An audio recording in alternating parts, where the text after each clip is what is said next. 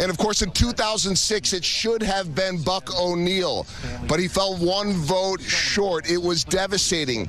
Yet he was happy because 17 other Negro Leaguers got in that year. It was one of the most selfless acts ever. Buck O'Neil speaking on behalf of those 17. We come back live. Buck O'Neil was very instrumental for getting so many Negro Leaguers into the National Baseball Hall of Fame.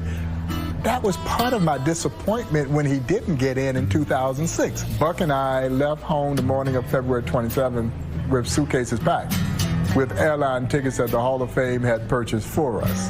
That's how sure we were that Buck O'Neil was going to get in the Hall of Fame.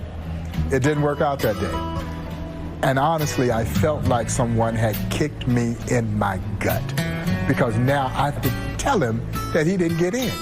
It was one of the most gut-wrenching things that I've ever had to do. And I finally look up at Buck, and I'm fighting back tears at this point in time. I look up at Buck and I say, well, Buck, we didn't get enough votes. And he looks at me and he smiles. He said, that's how the cookie crumbles. And in the next voice, he asked me how many had gotten in. I said 17. He hits the table in utter jubilation that 17 of his colleagues had gotten their rightful place in the National Baseball Hall of Fame. The next words that came out of his mouth, I wonder if the Hall of Fame will invite me to speak. He would push aside his disappointment, go to Cooperstown, deliver this impassioned speech on behalf of 17 dead folks who did not have a voice. And Buck O'Neil became their voice. Negro League Baseball. All you needed was a bus, and we rode in some of the best buses money could buy. Yeah, and a couple of sets of uniforms. You could have 20 of the best athletes that ever lived. And that's who we are representing here today. It was outstanding, and I'm proud to have been a Negro League ball player.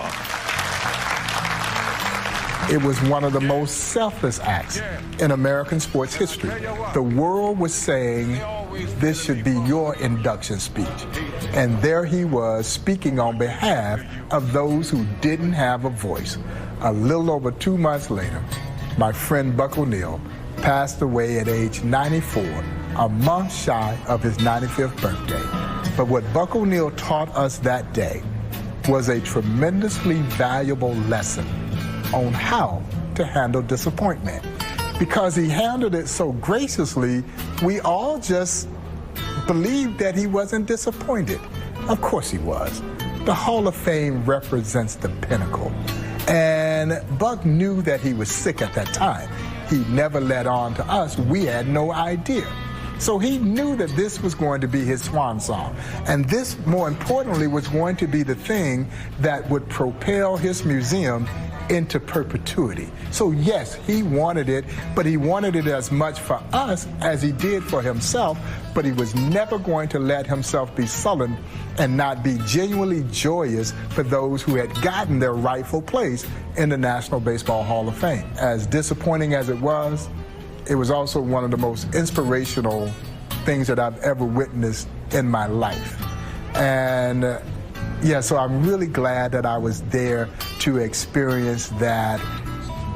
It kind of set us up to move forward, you know, and to try and embody that spirit that Buck O'Neil possessed.